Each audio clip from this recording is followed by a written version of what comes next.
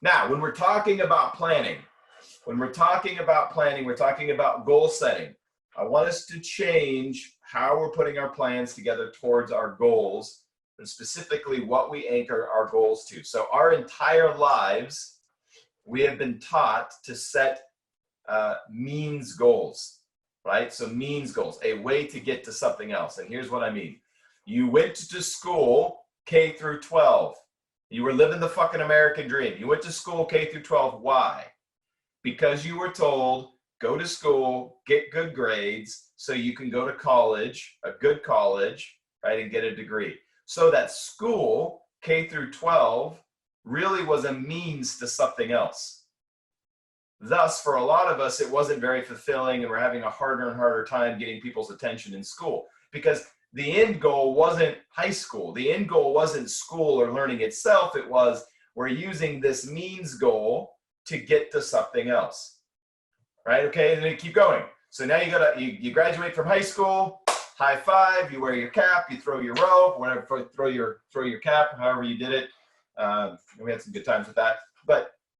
And you celebrate that night, everybody parties together. 2 days later, does it fucking matter that you graduated high school? Is there any kind of emotional fulfillment? Nope, it's gone. Now you go to your dad, you go to your mom, what's next, mom? What's next, dad? Well, go to college. All right, fuck, all right. So 3 months later, you're on your way to college. What do you do at college? Well, you get a degree. Preferably get a degree in something that's highly marketable, that'll make you a bunch of money, right? Why do I want to do this? Because I want to get a good job afterwards. So you go into college. Again, your goal really isn't to learn. Your goal is a means goal, and I'm going to come back to why this matters, but it's a means goal to get yourself a good job. Okay, so again, school isn't nearly as satisfying because our focus there isn't actually on school, right? Anybody who's gone to college knows that, yeah, about 80% of your focus was definitely not on learning. It was on a lot of other things, very experimental time for lots of people, but school wasn't really high on that list, okay? So 80% of our time, we're focusing on other shit, barely focused on our goals, and again, college isn't very fulfilling. You were disciplined enough to fulfill, you get through it, you graduate again, you throw your fucking cap again, yay, I have a degree, and I'm $60,000 to $100,000 in debt. Winning. All right, Dad, now what do I do? Go get yourself a good job, working for somebody else, and it's the American dream, really. Now you get a high-paying job, you're able to buy yourself a house. I put a white picket fence, because why the fuck wouldn't you do that? Get yourself a couple of cars, maybe a boat, get married. What do you do when you get married? You have a couple of kids. Right? All of these are means goals. And what ends up happening? You get into your mid-30s, you've accomplished all these means goals. And your question is now, what do I do? Now what? Worse, this is where midlife crises kick in for a lot of people, because you no longer have a means goal to chase. You stop and evaluate, wait, what the fuck was all of this for? Why did I just do all of these things? Right now we run out of means goals, and we step back and we go, what? I didn't really enjoy this entire process. Right? It wasn't that fulfilling. I just went from one thing to the next thing to the next thing. Right, by the way, this is a great way to keep people like lemmings going. Right? Just fulfill the American dream. It's wonderful. Everybody loves it. Okay.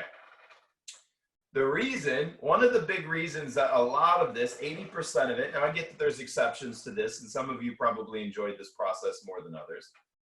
But the reason why it was not nearly as fulfilling as we thought it would be or wished it was, is because every one of those phases was a means to something else. It wasn't the intention. You were doing it because you thought, I need to get this piece of paper so I can get another piece of paper so that I can use that paper to get a job.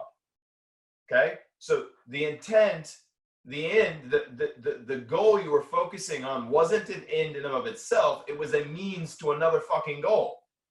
Thus, it wasn't nearly as fulfilling. Right? We're seeing this in our society right now as more and more people are beginning to question this entire thing.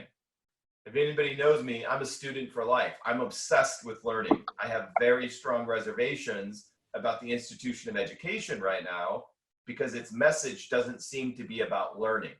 It's about a means goal to get to something else. It's also a fucking business if there is ever one, as $1 trillion in student debt has definitely pointed out. Okay, trillion fucking dollars, crazy. Okay, so how the fuck do we adjust this? How do we deal with this? How do we, okay, well, what is the solution then?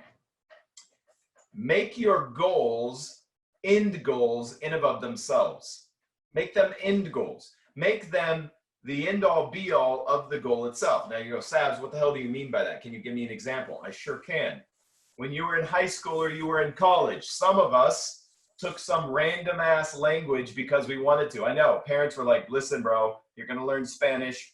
Spanish is taken over. That's the language you're going to learn, unless you grew up in a Spanish speaking household, in which that was, you already were good at that. Most of our parents told us, learn Spanish, that's the one. Some of you said, no, no, no, no, no, I'm not learning Spanish. I love it. I love that everybody's doing that, but I actually have a passion for, I don't know, Mandarin, Chinese. The Chinese are going to take over the world, so I'm going to learn that. Or no, I'm going to go to fucking France, travel over the country. I want to learn French, okay? So you bucked the trend. You didn't listen to, hey, what's going to be the most useful for you in life? And you went and picked up some language that was more exciting to you. The reason you picked that language is because learning the language was an end in and of itself. You were excited to learn language. Fuck the grade, fuck the whole requirement. You were doing it because you were passionate about actually learning the material, okay? So what ends up happening? Those people that were actually excited about learning the material and saw the class as an end in and of itself enjoyed it far more. They were engaged with it far more, and I would bet your ass they retained the information way more than the dude that went to take it because it was a required class he had to pass to get his degree. By the way, fun fact, something like this is an 8-year-old study, but 8 years ago, US World News released a report that said the average Harvard student, okay, so we're dealing with fairly intelligent people here, 90% of them could not pass the same class, the same test a week later. A week fucking later. That tells me we should be asking for 90% of our tuition back. Now, for most of us statistically went to college, back test what I'm saying. How much of what you learned did you retain? Very little, because the intention wasn't to learn. It wasn't to retain information. The intention, the means to another goal.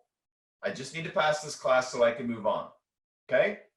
Means goals. An end goal is something that is a joy in and of itself, okay? There's a lesson to be learned. So right now you're an account manager. What's the lessons that you can learn now?